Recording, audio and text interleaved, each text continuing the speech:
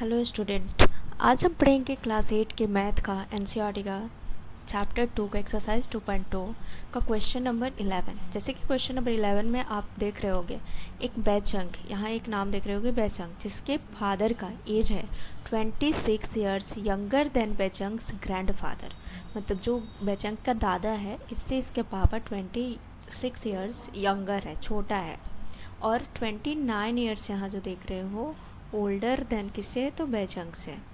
इससे बैचंग से उसके पापा 29 ईयर्स बड़ा है एंड अब वो और उसके दादा से 26 ईयर्स छोटा है।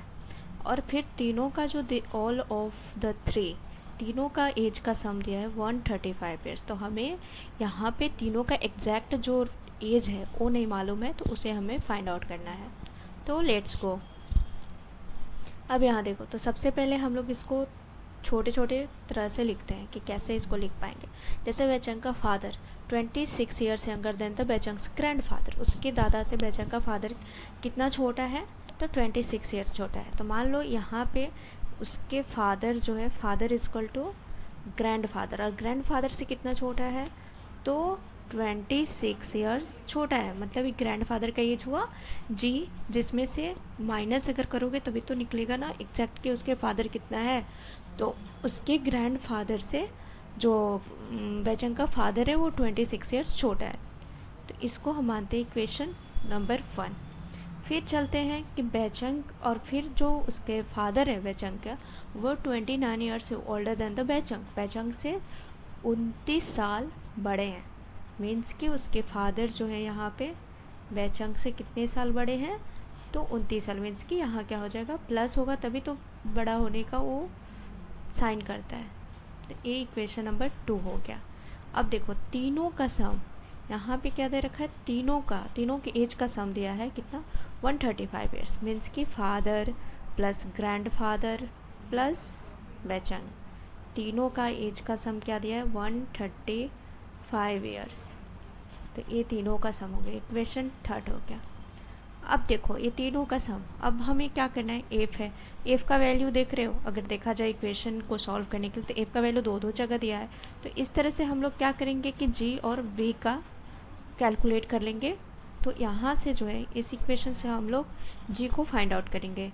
तो जी इजकल टू हो जाएगा एफ प्लस 26, और यहाँ से इस इक्वेशन से हम लोग क्या करेंगे, वी को निकालेंगे। मीन्स कि एफ माइनस 29, और ये दोनों के वैल्यू को जो है हम लोग जी और वी के वैल्यू को क्या करेंगे, जी और वी में पुट डाउन करेंगे। तो यहाँ इस इक्वेशन को सॉल्व करने के लिए क्या करना है, एफ को एफ ही लिखना है, जी का वैल्यू यहाँ कितना है, तो एफ प्लस 26 है एंड प्लस वी का वैल्यू कितना है यहाँ, तो एफ माइनस 29। अब देखो यहाँ ये जो होता है यहाँ ब्रैकेट दे देना रहता है, और तीनों का सब 135 हो गया। अब यहाँ पे हम लोग देखते हैं, अब इस ब्रैकेट को हटाते हैं, एफ प्लस ये जो ब्रैकेट के साथ मल्टीप्लाई होता है प्लस ही होता है, एफ फिर प्लस प्लस प्लस ही होता है 26, फिर plus F plus minus minus होता है तो 29 इक्वल टू 135।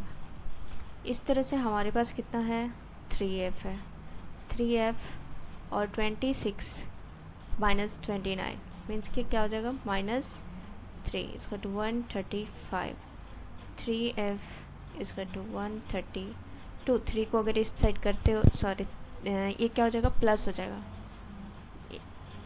ये मैंने गलती से लिख दिया, यहाँ पे होगा प्लस।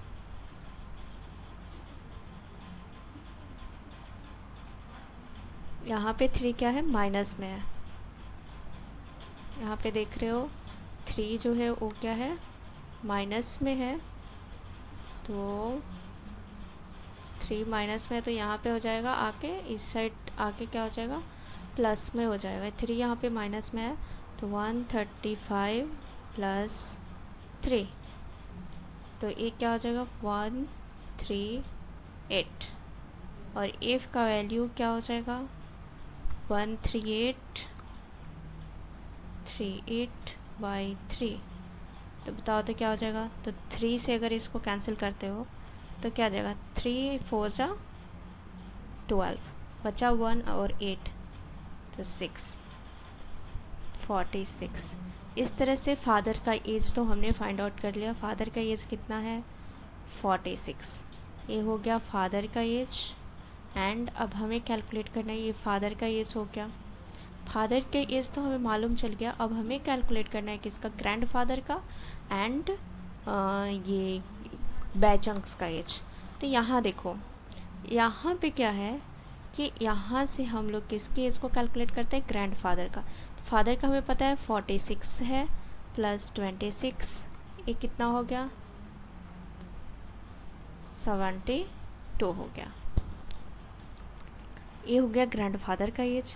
फिर यहाँ से जो है, यहाँ से किसका एज कैलकुलेट करना है, बैचंक का। तो बैचंक, तो फादर का कितना है, 46 माइनस 29, तो कितना हो जाएगा,